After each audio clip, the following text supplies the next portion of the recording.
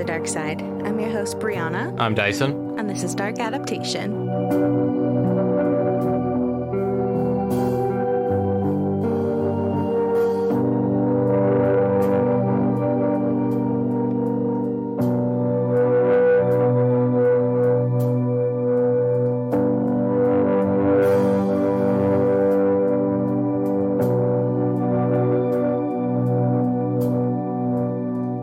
Welcome to episode 65, Dyson. Thanks. I decided I would welcome you because you haven't been here for a couple of weeks. Thanks.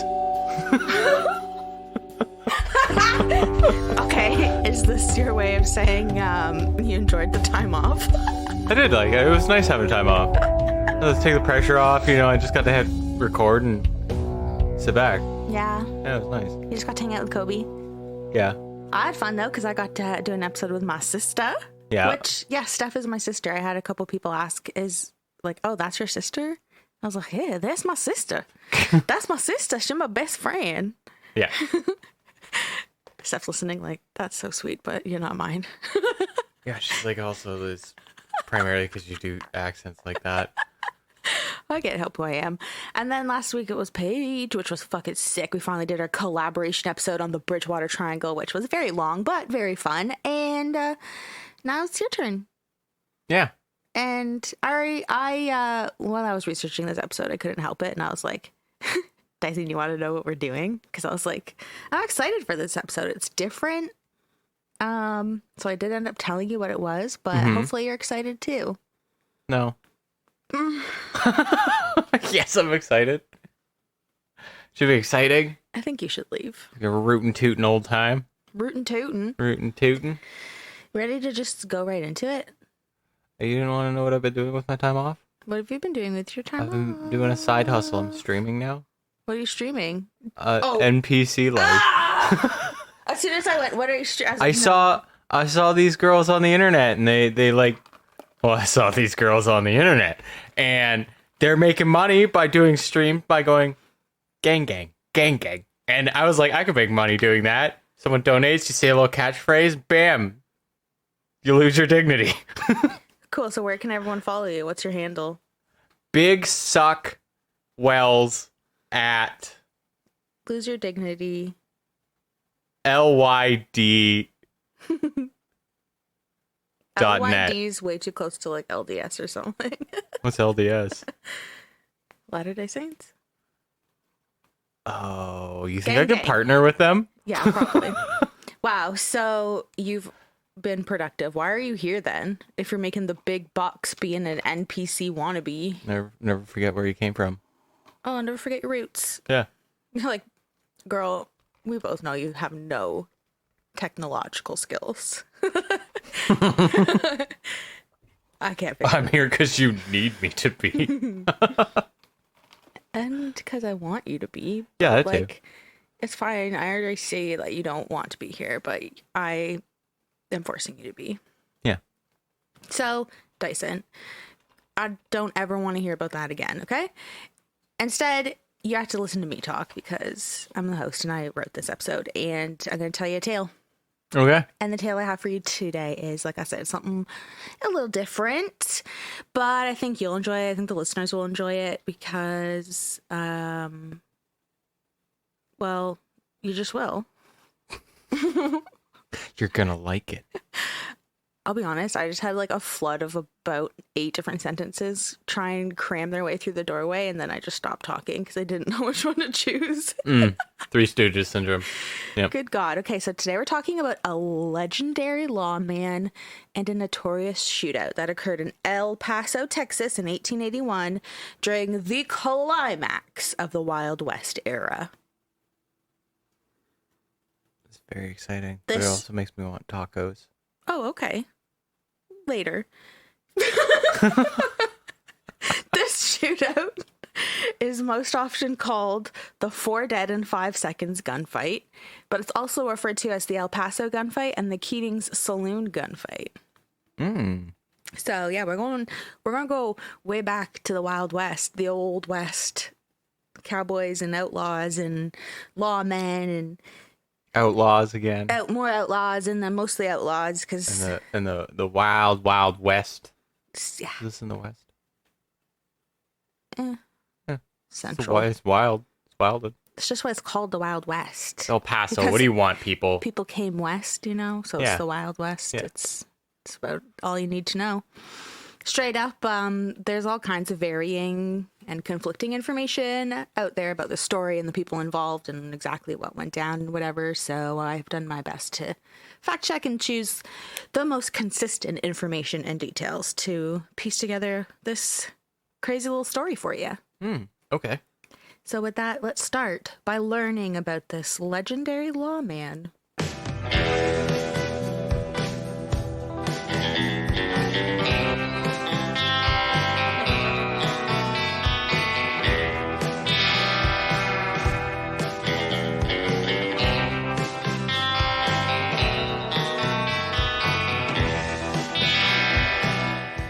Dallas Stoudenmire. He is a Sagittarius born on December 11th, 1845 in Aberfoyle, Alabama. Yeah. And he was one of 9 children. He's one of 9. One of 9. He ain't one of mine, but he's one of 9. You laughing at me, partner? No. Certainly no. I cannot tell you anything else about his childhood, so he's obviously not one of mine either. As a man's, he grew to be 6'4", so he was really tall. And he joined the Confederate Army in 1862. And that's just like really short. What? It's the Confederates. Well, he's from Alabama. Oh. Hello. He ain't one of mine. He's from Bama. But, yeah, he did join the Confederate Army eventually. Like, it's, he was trying to get in. Yeah, he was like too tall in some cases. Too tall. 6'4". So I guess if you think about combat back then, that's a thing. Yeah, it is. Everyone line up, walk in a straight line, and then there's you this see a guy cannonball. 6'4". Yeah, if you guys ever want to get freaked out by just Civil War, watch like the fucking start of what the fuck was that movie called with I forget the guy's name, but State of Jones or something. It was I don't know. Anyway, there's like a whole like Saving Private Ryan D-Day scene for Civil War, and like guys getting cannonballs blown through their chest. One guy's too tall and his head gets fucking right off. Well, there we go. That's why it was Yeah. multiple attempts at joining the army for the war, and it was like, no. And then they're finally like, okay, fine. Yeah. So while he was serving, All right, we're losing. You can come. yeah, I think he like attempted like 3 or 4 times. Like I said at the beginning, there's like varying information, so some stuff is to be taken with a grain of salt, but for the most part, what I'm telling you is the accurate story. Mm-hmm. For the most part, because like I wasn't there. I Yeah. don't know. So while he was serving, he was actually shot several times. Some sources say 4 times. And he carried 2 of those bullets with him for the rest of his life. Okay. After the Civil War, around 1867, he moved to Columbus, Texas, where he was a gunfighter and is believed to have killed like a bunch of dudes. Because, you're gunfighting. You want a duel? You want to go out in the street, settle this? Just We live in a more pow. civilized society these days. Like, Clearly. people want a duel, they just pull out their like Yu-Gi-Oh deck or something and You want to just gets ruthless. duel? Here's my Yeah, fucking Beyblade. Send you to the fucking shadow realm. Then there's one guy and he's like, "Hey, one of mine." That's right. So, also, he probably did kill a couple of men during these gunfights because Dallas was known to have a temper. He was hot-headed. He's a Sagittarius, right? So he's like fiery as shit. Especially when he was drinking, that didn't help. But he seemed to have been like a real charmer with the ladies, They were like, oh, this man, he's a tall drink of water. At 1860s at this point, they probably said that. Yeah. My suffering from the vapors. He's stealing my lines now. No, that was my line. And do So- believe I have the vapors. That was my line, and then you were making fun of me because it wasn't in California. Oh. So nice try, bucko. So anyway, they were like, what a tall drink of water. This man is so handsome. And he was a sharp dresser. And he was 6'4", and I think like the average height in the 1860s was probably like 5'6". Are you picturing the Colonel yet? Because I'm picturing the Colonel. The Colonel? Like Dark Colonel. Like KFC's Colonel. I don't know. I'm certainly not picturing that, but I know what he looks like.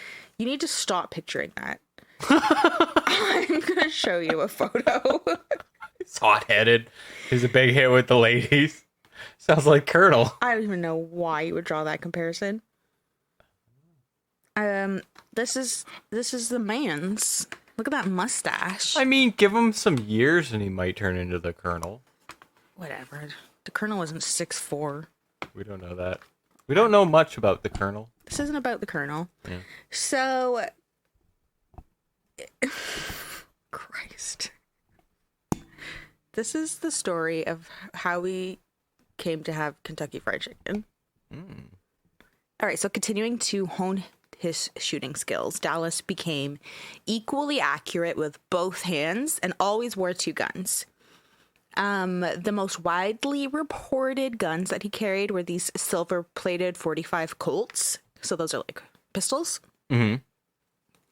But one historian or some fucking guy, I don't even know who he is, but he said that he actually had two ivory-gripped 1851 Navy Colts. So he had some, basically what we're saying here is that Dallas had some Colt action pistols, you know, like Yeah. that was his gun. Yeah, the old school gunslinger guns. I'm Canadian. What do you want from me? You're not from the fucking Wild West. No, I'm So not. during these years, Dallas worked as a sheep farmer, a carpenter, a wheelwright, and a merchandiser. He was also always a gunfighter, you know, so he was just doing jobs that were usually in the realm of the crowd you're running with as a gunfighter. In the late 1860s and early 1870s, Dallas joined the Texas Rangers, and he worked his way up to second sergeant. He then moved around from Columbus, Texas, to the Texas Panhandle, to Socorro, New Mexico. We're Canadian, so I didn't know what the Texas Panhandle was. Yeah, what is that? Well, if you look at the shape of Texas, there's like the northernmost part that kind of pokes up and makes like this square. Yeah. And it's wedged in between New Mexico and Oklahoma. Oh, that's the Panhandle? Yeah. That's the Panhandle. They just call it a square. Well, it's a Panhandle. The Texas top hat. Cute. So, yeah, he was moving around a lot, you know, all kinds of jobs.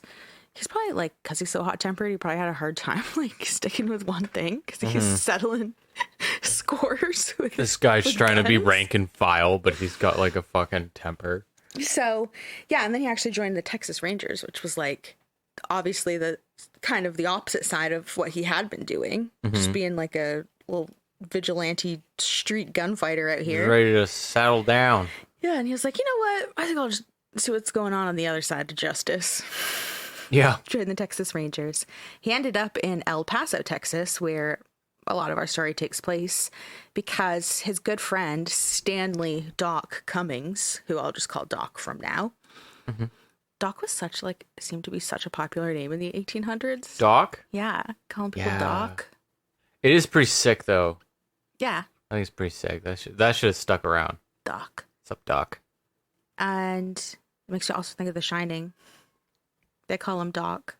Oh, yeah. Danny. My mind immediately went to Doc Holliday, Well, the pitcher who fucking... Kobe's Our yowling. cat is freaking the fuck out. We should let him out.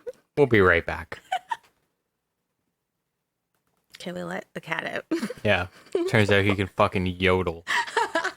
Well, it's Jesus. really, really hot in the apartment, so we have an AC going in the bedroom. And I thought he would want to be in the bedroom with the AC because he was like, I don't know, looked like he was struggling in the heat. And then he just started just screaming. Yeah, he was curled up in the heat. He was like fucking laid out on the floor, just dead. Yeah. Well, now he can suffer because He's stuck with us in the heat. Yep. Okay, so I think you said something about Doc Holliday. Yeah. And then I was going to say, yeah, who was another like famous gunfighter? And then you were like, the baseball pitcher. Yeah. I was like, Well, I think actually, now you mention it, that was probably why he got that nickname. Doc Holliday? Yeah, Roy Halladay, the Doc. Oh, okay. Yeah, he's the one that died in a plane crash after he retired because he was doing stunts in his Cessna in Miami. Oh, that sucks. Something, and he was flying dangerously and crashed it. I guess it was real hard to hear about. Yeah, that's rough. Yeah, he was the Jays for like he was the face of the Jays for like the early 2000s. Well, wow. I don't know where I was then because I never heard Doc Holliday as a baseball player. No, Just as the gunslinger. yeah, Doc Holliday. This is such a good example of how you and I always, our minds go to different things. Mm-hmm. We've talked about that a lot the last couple of days. I forget what the second thing was, but the first time was when we were in the mall and it was going to close. And I was like, imagine we were stuck in here after hours. It would be like, and I said Dawn of the Dead and you said Night at the Museum. I was like, oh, yeah, there's an example of Yeah, all right, that makes sense. where our minds go. And I was like, what? Night at the Museum? And you're like, why would it be Dawn of the Dead? That would imply zombies. Yeah. This is just who we are as people. Yep. We balance each other out, you know? Yeah. So, yeah, Dallas. Anyway, wow, this is going to be a chaotic episode. I can already tell. It already is. Mm-hmm. Dallas ended up in El Paso, Texas because of his friend, Doc Cummings. Doc was living there at the time, and he told Dallas of a marshal's position that was opening up because they could not hold a town marshal in this place. So he wrote to Dallas and was like, you're the man for the job. You should apply for it. Everybody, you're my first pick, except for the guys who got fucking killed. They didn't last a week, but you're my 8th and only pick. In early April 1881, Dallas traveled to El Paso by stagecoach, of course. Yeah. To interview for the job. And he was hired almost immediately.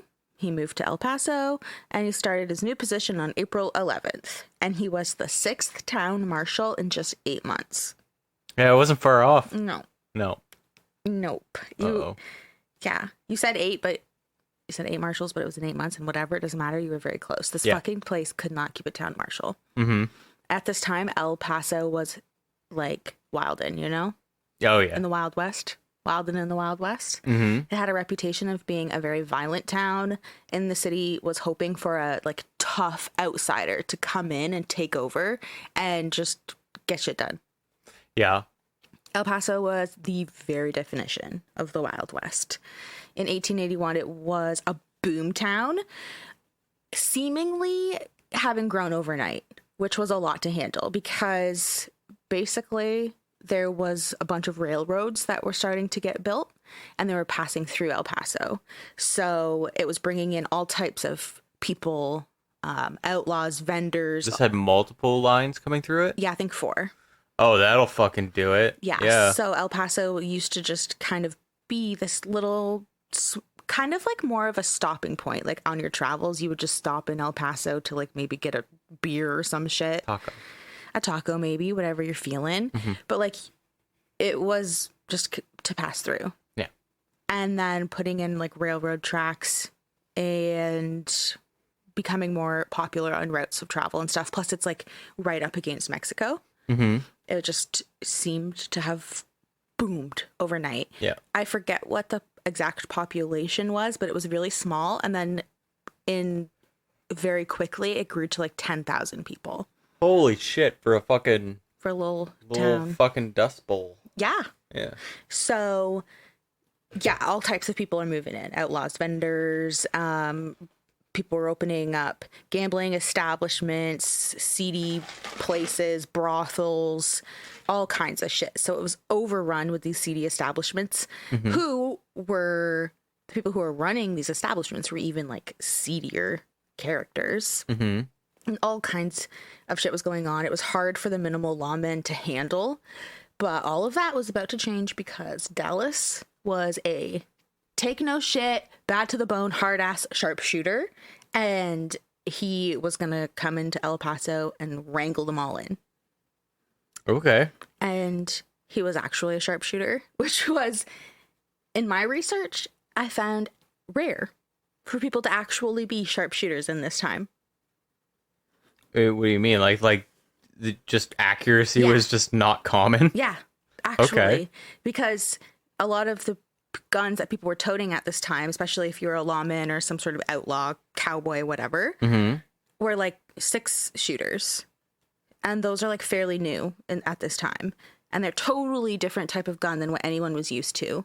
So... Oh, right, because people were used to like dumb little musket balls, right? Musket, rifles, shotguns. And the musket balls had a knuckleball effect. So they would tumble in the air. Yeah. No one had like this little basically hand cannon. And so it was really hard to use, especially just given all of the guns that people had leading up to like 6-shooters like this, pistols. Yeah. And even if you had like a handgun of some kind, it still usually had like a fucking cannon of like a barrel. Like long barrels. Yep. So having like pistols, like Colts and whatever the fuck, I don't know anything about guns. 6-shooters, pistols. Hollywood always makes it very glamorous, like the Old West shooters are fucking snipe shows out there. But even some of like the biggest known names from this time, like Doc Holliday or fucking Wyatt Earp and those people, like they're like the greatest shooters. And it was hard to come by somebody who could use pistols well and accurately and with both hands. Yeah, being ambidextrous is something else. And then after the Civil War, Dallas literally just spent so much time practicing his skills and like honing in on being... He was so angry all the time. Yeah, he's like, I'm angry. I got to channel it through my guns. That's healthy. Just start blasting. But yeah, so since he had spent years honing his skills, he was like the best 6-shooter around. And a lot of the other like big names or lawmen, whatever, from this time, like just paled in comparison to old Dally. Old Dally. Old Dally. Dally El Paso. I said that because it's like the... Yo, he'd shoot you for saying shit like this. Whatever. Calling him Dally. It's from The Outsiders. Oh, is it? Yeah, like Dallas Winston is one of the greasers. Oh. And Steph and I hope she's listening and she's picturing it. We would always, like, we watched The Outsiders probably a million times as children. And Tom Cruise, I think, walks into the house and he just goes, "Where is old Dally anyway?" Old Dally. So he'd always say, "Where is old Dally?" It was Tom Cruise or it was Emilio Estevez. I forget which one. But this guy's name's Dallas, so he's old Dally. All right. So, yeah. Dallas is going to come into El Paso. He's going to be the new town marshal. He's actually fucking sick with that 6-shooter. He's the perfect man for the job. And he's angry. He's take no shit. Really tall, formidable. He's going to be the man. All right. For the job. For this job, the marshal job. Right. So he gets to El Paso, you remember, via stagecoach, of course. Also, like, I just picture so much Tarantino. I picture like, you can't Django not. Unchained mixed with like a Hateful Eight. Like a Django Unchained set, like scene with characters from the Hateful Eight. Yeah. And a lot of feet pics for some reason. Oh, well. Yep. You can channel that into your whatever NPC thing you're doing. Oh, yeah. Oh my God, now I just want to see Tarantino do it. I don't. I do. He's a freak. It'd be funny. He is a freak, isn't he? But he makes the best movies. Yeah, he does. So Dallas's first task as marshal was to get the city jail keys from Bill Johnson, who was a deputy marshal who also happened to be the town drunk. So that's fun. That's great. The deputy marshal is a bailiff, basically, in the court. So he had the keys, and I don't know, he was just hoarding them or some shit, wouldn't give them up, and the city council or the mayor was like, yo, welcome to El Paso, Dallas. It's your first day on the job. Can you please get those fucking keys from that drunkard? So Dallas approaches the, of course, drunken deputy to get the keys. And Johnson, he's like mumbling that he would go home and figure out which ones they were. Mm-hmm. And hot-tempered Dallas became very impatient, demanding the keys immediately. Because he's like, I'm not here to play fucking games. No one can get these keys off of you because you always have them. Give me the fucking keys. Mm-hmm. And then Johnson continued to delay, just being a little weasel about it. Yeah. So Dallas physically grabbed him and turned him upside down and took the keys and then threw him on the ground. Okay. All right. So much for going home and trying to find your little keys, you little weasel. Yeah. He just picks him up, turns him over, shakes the keys out of him, takes him. And that's the first task that he was tasked with. And that is the first person he was interacting with. A+. So yeah, he Gold literally wasted no time living up to his formidable reputation. Mm-hmm. But Bill Johnson was humiliated because he was just turned upside down by another grown man. He humiliated himself doing that. Yeah, you're the town drunk. That's way more embarrassing. Yeah. Everyone is like, oh, old Bill Johnson, town drunk. Just 3 days later, on April 14th, Dallas was involved in one of the most famous gunfights in Texas history. As you'll know, it's the El Paso gunfight, a.k.a. the Battle of Keating's Saloon, a.k.a. the 4 dead in 5 seconds gunfight. Ooh. As I introduced in the beginning. So let's talk about April 14th, 1881, and what led to this gunfight.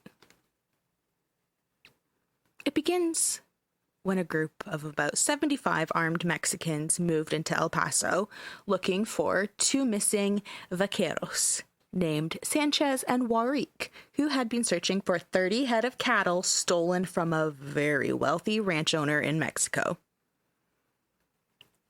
Do you remember what vaqueros is? Because I was Googling how to say it.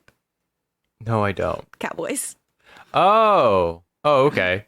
Yeah. The vaqueros.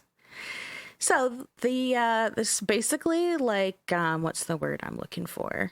Mercenaries, basically, of 75 armed Mexicans just trudge up through Mexico into El Paso because, like I said, El Paso hugs the Mexican border. Mm-hmm. And the mayor of El Paso, Solomon Schutz, he made an exception for the Mexicans, allowing them to enter the city limits with their firearms. I mean, it's 75-1, so you're probably just like, yeah, sure, come on in, try and find those cattle. Yeah, there's not really much of an option here. That's a mini army. And they weren't being, fucking crazy or anything. They just wanted to know what happened to their 2 comrades, basically. Yeah. They're like, well, Sanchez and Warrick had come up here. They were looking for 30 stolen cattle. They haven't returned. We want to find them. Yeah. So the mayor's like, okay, go ahead. And Constable Gus Kremko or Kremko? I'm going to say Kremko. Constable Kremko. Mm-hmm. He accompanied the Mexicans to the ranch of Johnny Hale, who was a local ranch owner, and he was a suspected cattle rustler. So they were like, that's the place to check. And he lived about 13 miles northwest of El Paso in the Upper Valley. So just headed up there to try and figure out if that's where Sanchez and Warrick had gone. As they approached the ranch, the bodies of Sanchez and Warrick were discovered. Uh-oh.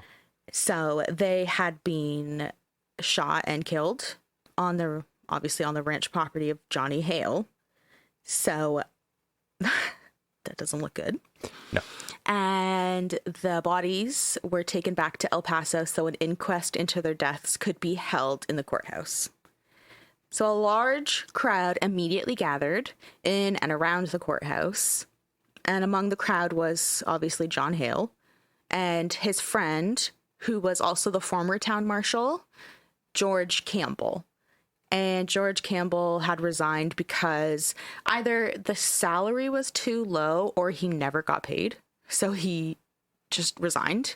Okay. And that's why Dallas is there, because Dallas is now the new George Campbell, basically. Mm-hmm.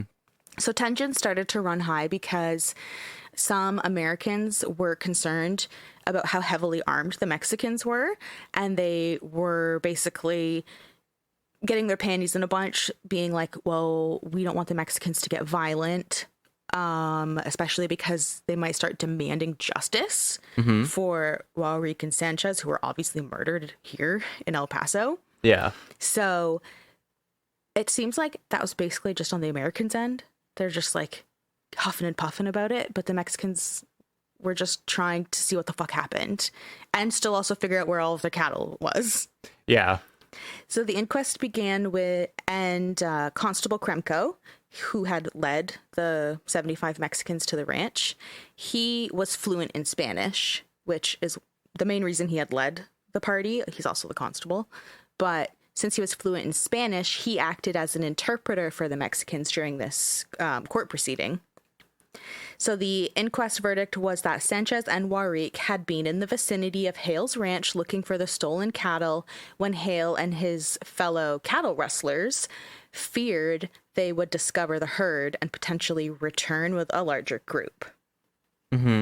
So in court, 2 American cattle rustlers named Purvey and Fredericks were accused of being the ones to murder Sanchez and Warwick because Purvey and Fredericks were overheard bragging about killing 2 cowboys when they realized that they were trailing the stolen herd to Hale's ranch the night before. So Purvey and Fredericks were formally charged with the murders, immediately arrested, and scheduled for trial at a later date. So with that, court was adjourned, the crowd dispersed, and the Mexicans returned to Mexico with the 2 bodies of Sanchez and Warwick for proper burial. Okay.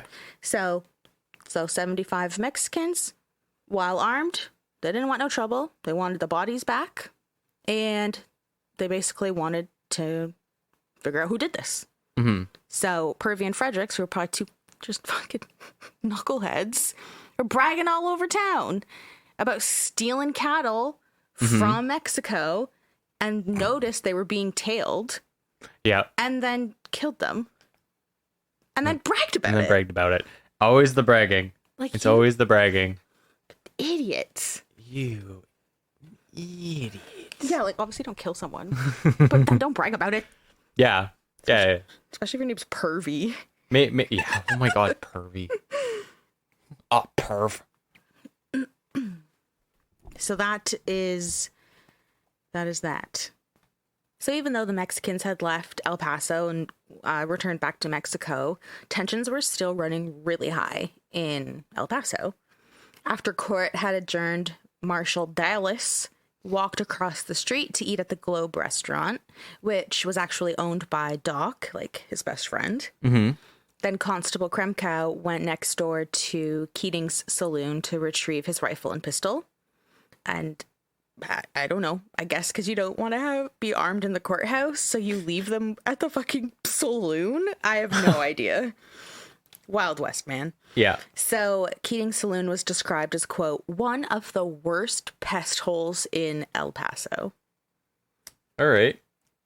A pest hole. Yeah. I never heard that term before.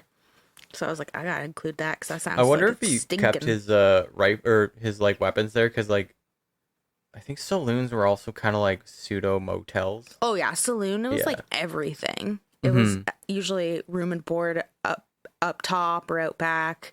You got obviously like a restaurant, a bar, a barber, music. Trust my barber. Yeah, I trust my saloon barber. Like that makes so much sense. Yeah. The saloon was very multifaceted. So ex-Marshal George Campbell was already at the saloon with Hale, who's the guy that owned the ranch and where the dead cowboys were found. And Hale was getting dickered. Campbell and Hale were in the saloon. They're hyping each other up, expressing how pissed off they were that Kremkow was involved in the investigation. And they said that Kremkow was a, quote, Mexican sympathizer, and he was probably friends with all of the Mexicans, so no one could trust the translations that he was making because no one else spoke Spanish. And they were just fucking hyping each other up, really hating on Kremkow because he's the constable. He has to investigate if someone's saying you're a thief. So they were fucking pissed. And Kremkow was there looking for, like, to retrieve his pistol and rifle. So he heard their bitching, and a confrontation broke out between the three men. Suddenly, the drunken Hale grabbed one of Campbell's two pistols, shouting, "George, I've got you covered," before shooting Kremkow. Dallas heard the shot. He jumped up from his dining chair at the Globe restaurant, drew his pistols, and ran out into the street. As Kremkow fell wounded against the saloon door, Hale ran outside and quickly hid behind a post out front of the saloon because he saw Dallas running toward him with his pistols drawn. So Dallas then shot once, but the bullet hit Ochoa, who was this innocent Mexican bystander who was just trying to run for cover. So when Hale peered from behind the post, Dallas fired again, shooting Hale right between the eyes, killing him instantly. Okay, nice. He redeemed his sharpshooter status there, but yeah, whoops. The one went wild. Yeah. Campbell watched from inside as Hale went down, and Campbell exited the saloon, waving his gun and yelling, "Gentlemen, this is not my fight." But Kremkow still slumped against the door and rapidly losing blood from getting shot from Hale. Disagreed because using the little bit of strength he had left, he raised his pistol and fired 2 shots at the fleeing Campbell. Yeah. So the first shot hit Campbell's gun, breaking his right wrist and knocking the gun to the ground. And the second shot hit him in the foot. So Campbell was screaming in agony, and he picked up his gun with his left hand, and then Dallas whirled away from Hale to face Campbell and fired at him, pumping 3 bullets into his stomach. And Campbell dropped his gun again, grabbed his stomach, and fell to the dusty street. And Dallas slowly walked up to him through the dust cloud as Campbell was shouting, "You son of a bitch, you murdered me!" And Dallas said nothing. He just glared at him. And then when the dust settled, both Campbell and Constable Kremkow were dead. Wow. That's a fucking dust up right there. Right? That's a... Holy shit. So in 5 chaotic seconds, 4 men were killed. Wow. 5 seconds. That's fucking fast as shit. Yeah. So Bam. 5 seconds from when John Hale grabbed his friend Campbell's gun and shot the constable Kremkow. And as soon as Dallas, who was right across the street eating, heard that first shot, he was already up and running with both pistols. John Hale ran outside like a little bitch, but then hid because he saw Dallas running towards him and was like, "Oh, fuck." Oh, shit.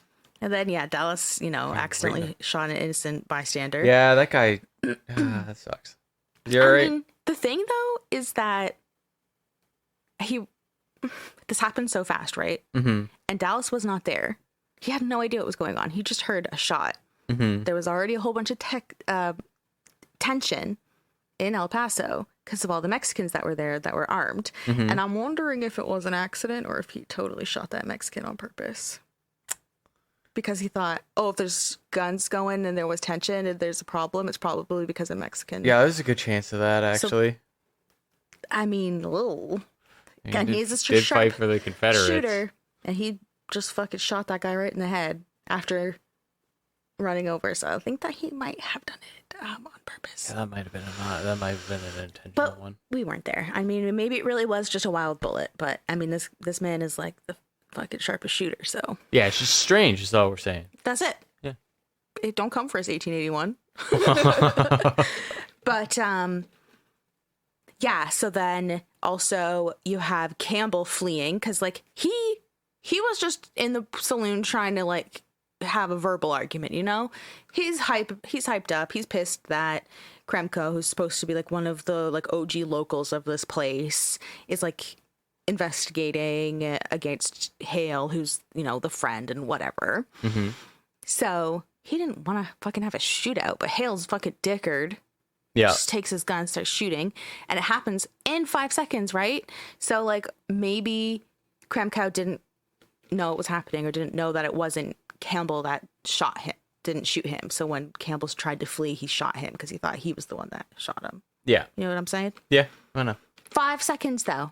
It's fucking wild how quick that happened. Dallas comes fucking running in. Headshot. 3 in your gut.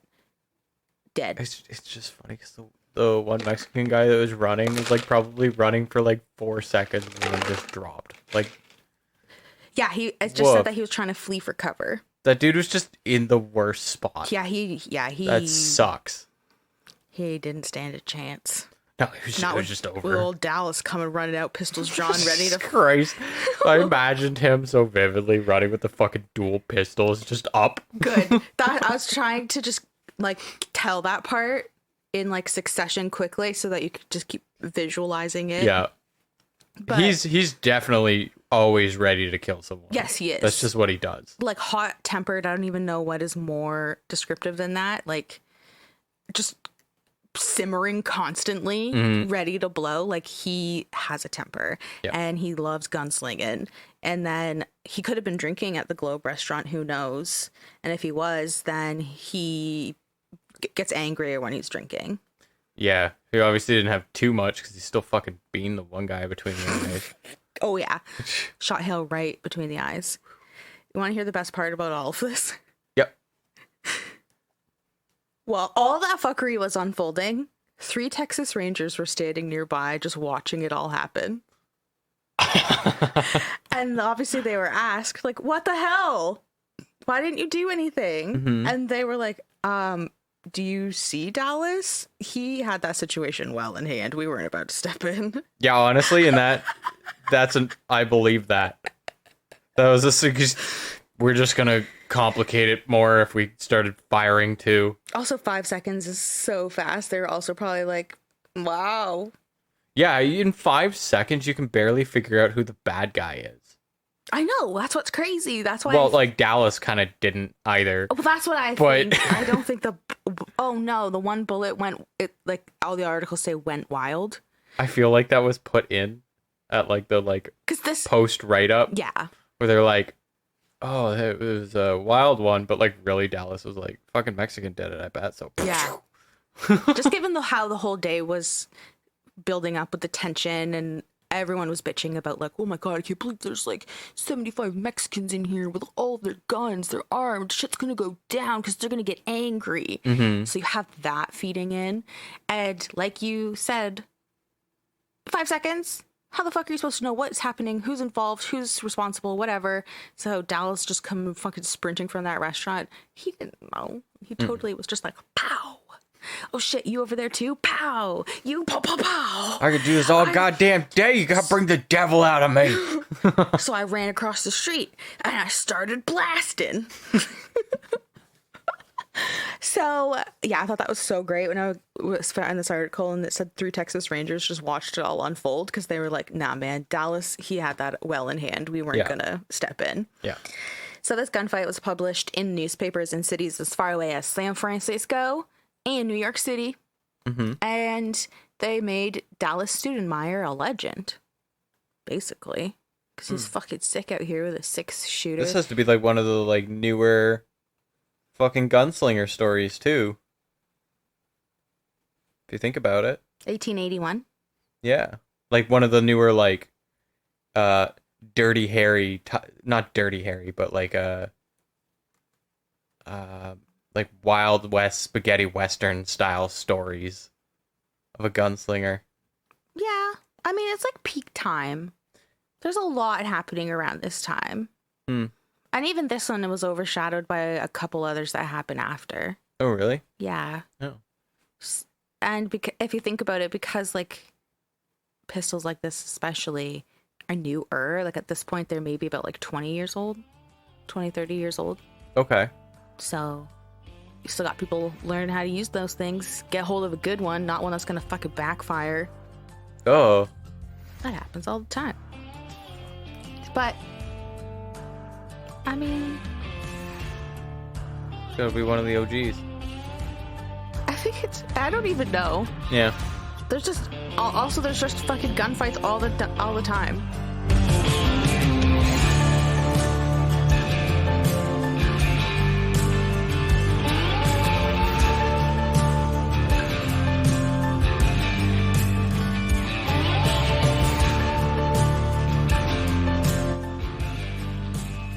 April 17th, 1881, which is 3 days after the 4 dead in 5 seconds gunfight, more fuckery was had in town. Oh, good. The Manning brothers, which consisted of wealthy brothers Jim, Doc, and Frank. Doc Manning, not to be confused with Dallas's best friend Doc. Okay. So Doc Manning, Jim Manning, and Frank Manning. They're brothers. They're rich as shit. They are locals, like OG locals to El Paso.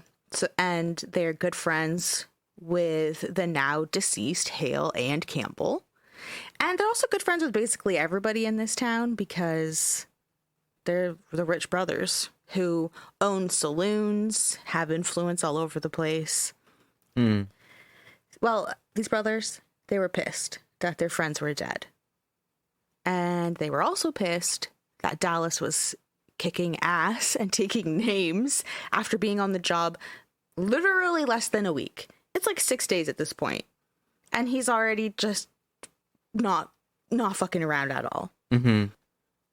So the Manning brothers convinced now former Deputy Marshal Bill Johnson, but still a current drunk, to assassinate Dallas. Convincing him wasn't hard to do because, if you'll remember at the beginning, Johnson is the bailiff that was straight up humiliated. Yeah, super embarrassed. And that was just days before, and Johnson was still seething over it. He wanted revenge, so it was not hard for the brothers to convince him to assassinate the new town marshal. Mm-hmm. Late on April 17th, so the same day, an intoxicated Johnson was hiding behind a pillar of bricks, armed with his shotgun, waiting for Dallas to walk past. So Dallas is known to like patrol the streets. Of course, he's the town marshal. He's out there with his guns. He's ready to fucking fight anybody. Mm-hmm. And he was known to walk by this pillar of bricks. So Johnson heard the sound of Dallas and Doc talking nearby and getting closer. So he was ready to take the shot when his wobbly drunk ass legs just gave out. So he fell backwards and he squeezed the trigger of his double barrel shotgun just into the air. So those bullets just went wild. They missed both Dallas and Doc, but obviously Dallas is right there. He's immediately alerted to someone trying to shoot at him. So just instantly fires his pistols and just sent a hailstorm of 8 bullets down at Johnson, shooting off his testicles in the process. This guy is the most embarrassing person ever. Yeah. Like Bill Johnson? Yeah. It's pathetic. Yeah, it really is just sad. Yeah. But, you know, that's a good thing. So he died, like, immediately. Like, because he bled out. His balls were shot off. Well, there you go. Tried to assassinate him, and he's just fucking dickered, and his legs just gave out. What was his game plan? This dude was gonna, like, kill gonna... Dallas. He was obviously gonna get fucking murked after that, though. Like, people weren't just gonna be like, oh, cool, you just killed the lawman in the town. Yeah, I guess. Anyway. Also, was he planning on quickly shooting both Dallas and Doc? Because Dallas is his boy. He's just gonna fucking shoot you dead as soon as you try and shoot his friend. Yeah. Like, either way, however that goes down. But regardless, it failed. He just sent 2 stray bullets, basically, into the air, and then was fired on and died because his balls were shot off, which also reminds me of Tarantino. There's a lot of testicles getting shot off. Yep. Yeah, I don't know. Sam Jackson in Hateful Eight definitely gets shot, like, in the fucking groin. I don't know if it was, like, his balls that got blew off, but anyway, he was shot right in the dick area. Pretty sure it was, yeah. So, very Tarantino as well. So this began a feud between Dallas and the Manning brothers. Because the Manning brothers are the ones that were like, yo, Johnson, go fucking kill him. And Dallas was like, oh, you put them up to that? Now we have a fight. A feud, if you will. And the Manning brothers were enraged that they failed to take him down. And instead, at this point, he'd killed a bunch of their friends because they were friends with John Hale, they were friends with George Campbell, they were friends with Bill Johnson, and Dallas has murdered all of them. Well, they fucking did it, though. I know. But the Manning brothers are like one of those wealthy OGs of the town, so they obviously like run shit. Mm-hmm. So yeah. And they obviously liked it being in disarray. So. Yeah, exactly. Yeah. And just unfortunately, and you don't want to be on the bad side of people like that. Yeah. Even if it's like you don't want to be on their good side either, because then you have to be friends with the Manning brothers. Yeah. But I mean, at least you won't die, probably. Yeah. Maybe. So the Manning brothers, while they plotted revenge, Dallas continued his strict fuck around and find out approach to dealing with the lawless El Paso. Between the April shooting of Johnson and the following February, so February 1882, Dallas killed another 6 men in shootouts during arrest situations. He's very good at this. He fucking loves just blowing someone away with that pistols. Mm-hmm. That pistols? Those pistols. Yep. That pistols. As Dallas's notoriety grew, the city's violent crime rate dropped dramatically. Well, because he was committing all the it just wasn't crime. He was committing all the violence in the town. He was committing a lot of violence in the town. Yeah, he was just sucking up all the violence. He was murdering off a lot of violence, I guess. But, yeah. I mean, still, the crime rate in general was dropping. So people were like, I guess we should maybe fall into line a little bit. Yeah, if you think about it, I'm sure, like, in a town, there's just so many people who are going to be committing the violent crimes. So if you just kill them, then they're just, Just take them out. There we go. So, yeah, his notoriety was growing. But you know what else was growing? What? The hatred that the Manning brothers had for Dallas, and it was just festering away. They could not stand this man's. They're like, you are making this place orderly. I don't know why I'm picturing the Poyle brothers, but like I don't have a flattering picture of the Manning brothers. They seem like fucking losers. They're just like, yeah, I don't even know. They're like privileged, right? They're like probably one of the only wealthy families in this area. Mm-hmm. They're just a trio of little wanker brothers who own everything in town anyway, so they just feel like they're entitled and want it their way. Yeah. So yeah, I also picture like some weird little dweebs like McPoyles. Mm-hmm. In February 1882, Dallas briefly returned to Columbus, Texas. And this was because he was going to marry Isabella Sherrington, who was, I think, his longtime girlfriend. They had probably been dating on and off. And she was back, obviously, in Columbus, Texas. And Isabella is also Doc's sister. So his best friend. Sister. His best friend's sister. Okay. So I don't know if they were dating first and then they became best friends, or if he was best friends and introduced him to his sister. I don't know. But he's going to go and marry Isabella. All right.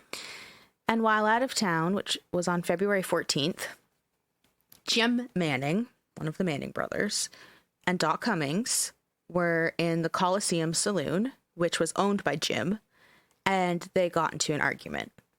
So the dispute escalated into a gunfight, and Doc was shot, and he stumbled outside the saloon and fell dead in the street. No. So Dallas, I know. So Dallas returns to El Paso. He learns that his best friend and now brother-in-law are dead. Yep. Well, best friend and now brother-in-law is dead. Mm-hmm. And this signaled the beginning of the end for Dallas. Uh-oh. So, Dallas, we know him. He's hot-tempered. He's trigger-happy. He's ready to kill some people. He's always ready to kill some people. Someone's going to die. But then you add on to this that Doc seemed to be the only person around that could calm Dallas down or bring him out of his rage. Because they're best friends. He knew his best friend really well. So when Dallas is out here fucking raging, Doc's the only one that could bring him out of it. And now Doc's dead. And Dallas was permanently enraged and just slowly unhinging. Mm.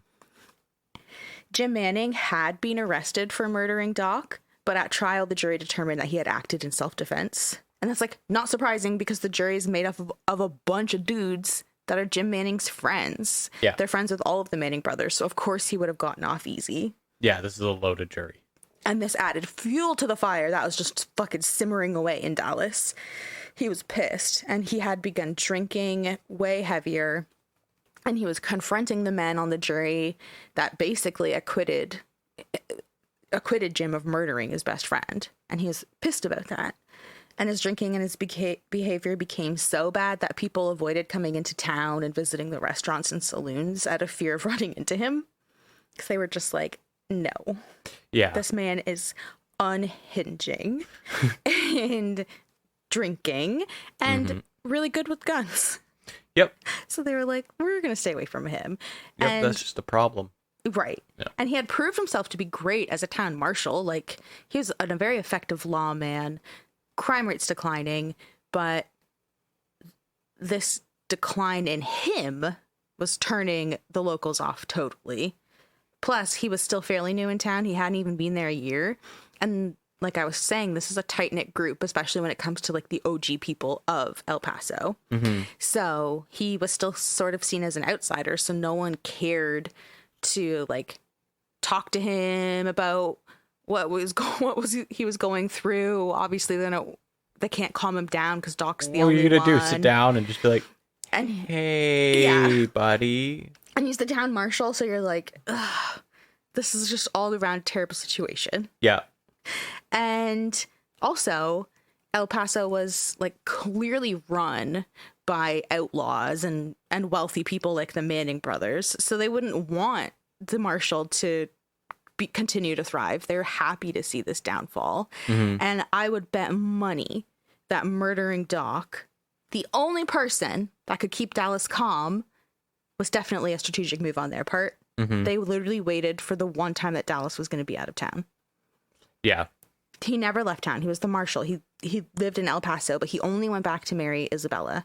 And that one time that he's gone, his best friend is murdered. Like, I would bet money that they planned that. Yeah.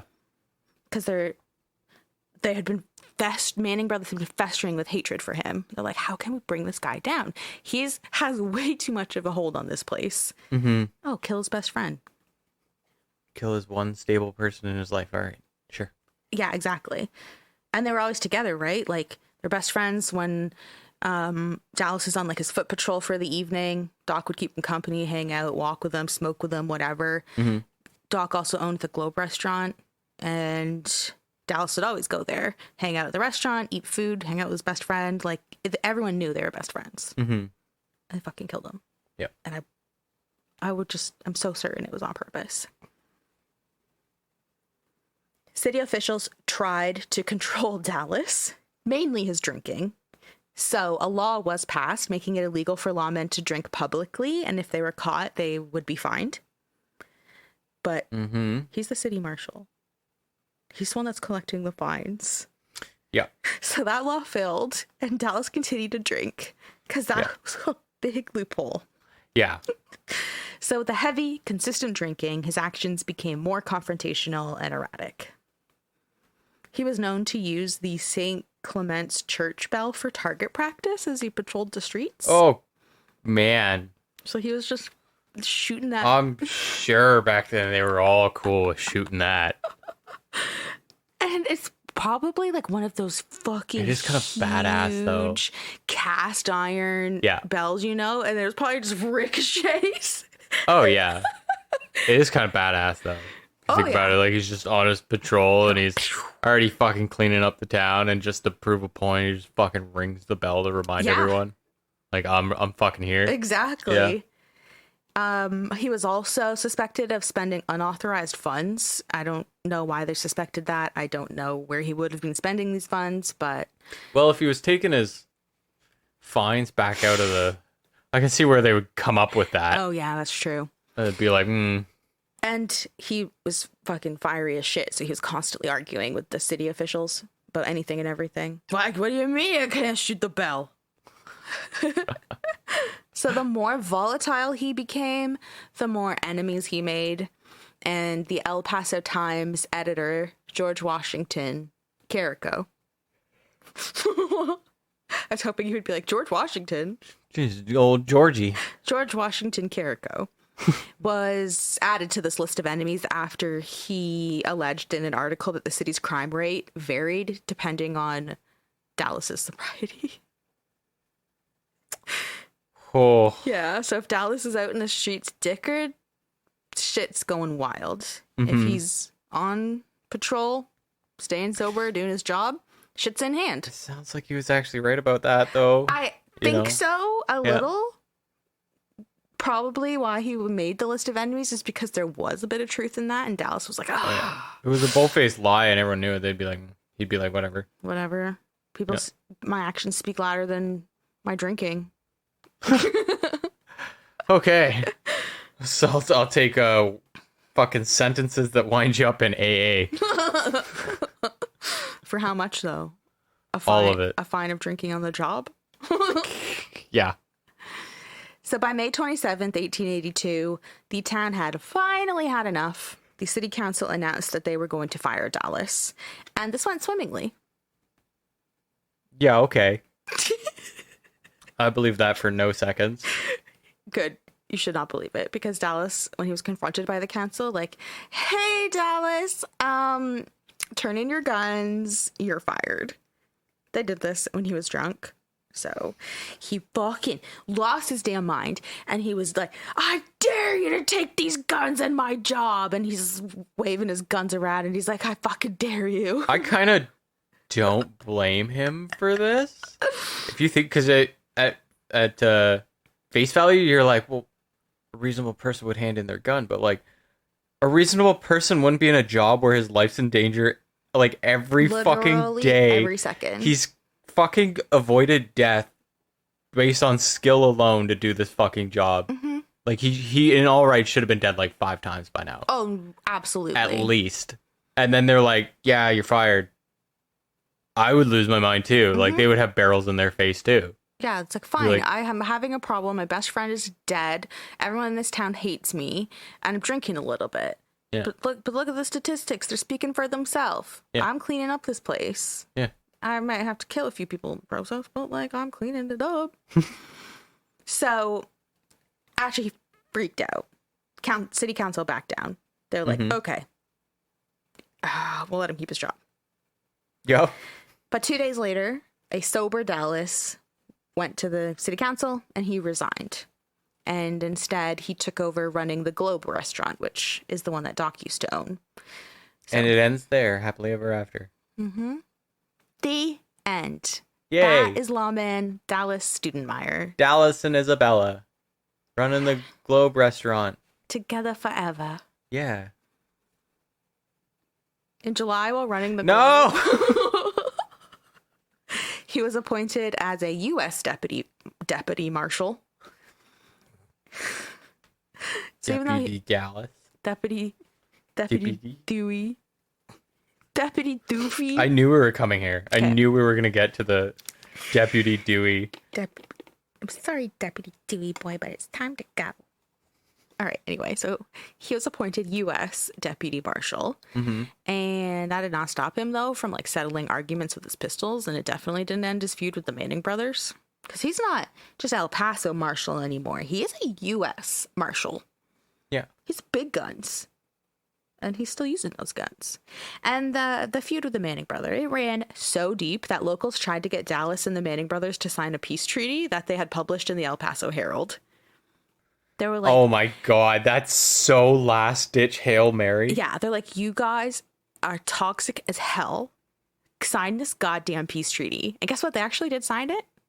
Oh, yeah. But it didn't fucking mean anything. No, it was a fucking... That feud remained. There was no peace. And Dallas continued to make threats to the Manning brothers every time he was drinking, and the Manning brothers continued to threaten Dallas, and the peace treaty didn't mean shit. Yeah, killed his best friend. He's not going to just sign a newspaper print and be like, there you go. He just signed it so people would fuck off for a minute. Exactly. Yeah. And so on September 18th, 1882, Dallas and the Manning brothers met again in one of Jim Manning's saloons to sign another peace treaty. Doc Manning, who was the most hot-tempered of the Manning brothers, and Dallas, who's equally, if not probably more hot-tempered, began to argue about the first peace treaty. In seconds, they both had their pistols drawn. Doc fired first, shattering Dallas's left arm, causing him to drop his gun. and a second bullet hit Dallas in the chest. But his shirt pocket was filled with papers in a little book, so it didn't penetrate his skin. It just forced him to fall backward out of the saloon doors and into the street. Oh, shit. He's still alive, and even though his left arm is shattered, he shoots with both hands. Yeah. So he had dropped one of his guns, but he used his right hand to pick up his other gun, and he shot Doc as Doc was coming through the saloon doors, and he hit Doc in his arm. But Jim Manning was following closely behind his brother and fired 2 shots, and one went wild, and the other hit Dallas behind his left ear, killing him instantly. Ah, shit. So that didn't stop an enraged Doc Manning, though, who proceeded to pistol whip Dallas with Dallas's own gun, even though he was already dead. Yeah, it's a pussy move. Yeah. Yep. And he couldn't even finish the fight himself. Jim Manning had to come in. Yep. To finish it. And in a familiar plot line, Jim and Doc Manning were arrested but were acquitted by the jury when they were found to have acted in self-defense. Because, again, this jury is made up of all of their friends and probably just paid them off or whatever. Yeah.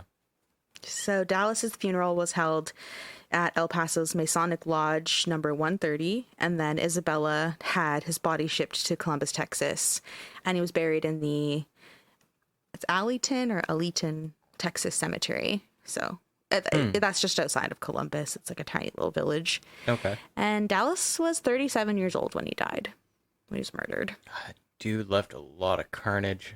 Oh, hell yeah. This man was carnage. The guy was a fucking hurricane in Texas. The Manning brothers continued to live in El Paso, and the death of Dallas Stoudenmire, the one man who successfully tamed one of the most violent towns in the Wild West, was all but forgotten. Oh. Have you ever heard of Dallas Stoudenmire? I'd never heard of Dallas. Have you ever heard of the 4 Dead in 5 Seconds gunfight? I haven't. But you've probably heard of, like, Doc Holliday and Wyatt Earp and Billy the Kid and all these other famous names. Yeah. You never hear about Dallas Stoudenmire? No. And that's the El Paso gunfight, a.k.a. the Battle of Keating's Saloon, a.k.a. the 4 Dead in 5 Seconds gunfight in the life of Dallas Stoudenmire, major gunfighter and lawman of the Wild West. Also a Confederate, but... What do you want from him? He's from Alabama. No, It's a hard time. back in the times. All right. I love that. That was very cool. A little bit of change pace, right? A little gunslinger in action. Yeah. A little rootin' tootin' cowboys kissing. Oh, maybe, never mind. Maybe Doc and Dallas kissing. Maybe they were more than best friends. They were holding hands, but the newspapers never put that in there. They were the best of friends. Maybe that's why Dallas was so heartbroken. And yeah, that explains why Isabel's nickname was the Beard. I'm sorry, that's mean. These are people. Are people, and also Isabella had to bury her husband and her brother. Yeah. In the same year. Yeah. Like that's so fucking rough. Like when she's getting fucking married, her fucking brother's murdered. Yeah, and Dallas never left town. He left town one day. Mm-hmm. And his best friend's murdered. That was on purpose. I promise you that was on purpose. Yeah, that was strategic as all hell. And because there'd be enough time to notice too. Like, oh, he's not here. You have a couple days. He's also the town marshal, right? So everyone probably knew. He probably had to like tell people, like, if you have shit going down, whatever I do as a town marshal, report to this person instead. Like there's probably, it's the old west, right? There's one main dusty strip of road. There's probably like a little bulletin board in the middle of that strip. They're trying to patch the bell. They're trying to patch the bell, the St. Clement's bell that Dallas won't stop just ringing. Fucking ricocheting off of it. Sick. But yeah, I came upon this story because it happened in 1881. So when I was researching the Victoria Steamboat disaster, which happened in 1881. Oh, yeah. A lot of the times when I'm researching a story, I look for other like events that happened that year just to like compare for the times or see if there's another story that I would want to do. And I found this one, and I don't know. I love like the Wild West. I love like learning about really anything, but when it comes to like the Wild West and old gunslingers and cowboys and outlaws and Tarantino style movies. It was very Tarantino, actually. Oh yeah, there's so many events in this story, like things that happen that you can see where he was probably influenced by. Like maybe not just this story specifically, but yeah, who knows? Yeah. But yeah, so when I was reading about it, I was like, I want to do this. It's something different. It's still like macabre and like dark history, but then you have this like legend of a man's Dallas Stoudenmire. Guy's name is Dallas. He's a fucking gunslinger in Texas. What do you want? It's just gold. Yeah, I was like, I'm gonna just see how this one goes. Yeah. Also, just haven't really felt like doing a deep dive into like a true crime case, you know, recently. So I've been really changing it up. Like July has been very representative of the chaos in my mind. It's like catacombs. Yeah. Maybe that was the end of June. I don't remember. Fucking Canadian Victorian era steamboat disasters. Again, you go to the Bridgewater Triangle. Now we're in the Wild West. Yeah, I loved all of those. So just changing it up. Yeah. Hopefully you guys liked that. There's a bunch of like crazy gunslingers, gunfights, old cowboys and stuff that I could look into if this was enjoyable. But yeah, man. I showed you a photo of Dallas so that you would stop picturing the Colonel. The picture I showed Dyson will be on our Instagram. Yeah. Dark Adaptation Podcast. A couple other pictures. Again, this is from 1881, so there isn't going to be a ton of photos, but there is some on Instagram. And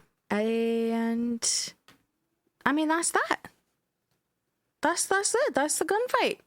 That's what I got for you. Loved it. What will I have for you next week? I don't know. More gunfights.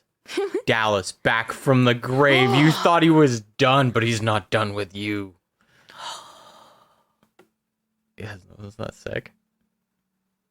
But yeah, it is sick. But now just like having done the research and I know that Dallas was like the fucking peak sharpshooter and a lot of these other guys were just kind of like meh. I'm like, man. And then even if you took Dallas and put him in today's world, he would probably be shit. Because now people are experts in guns. They've been around forever, practiced shooting. They've perfected the gun. It's not like a rickety old 1800s like techniques gun. to this shit now. Like, Dallas would probably pale in comparison to a lot of shooters even today. But in his time, he was like the fucking man. And like, I don't know. I think Dallas is sick. I don't think you should, you know, I understand the notoriety part because you can't just shoot people. What do they say in Django? Shoot people dead on the street. Like a dog in the street. Yeah. But he's the marshal. He's a ranger. Yeah, who's going to arrest him? He's on both sides of the law, you know? Justice, not justice. He did it all. Yeah. I thought Dallas was pretty cool.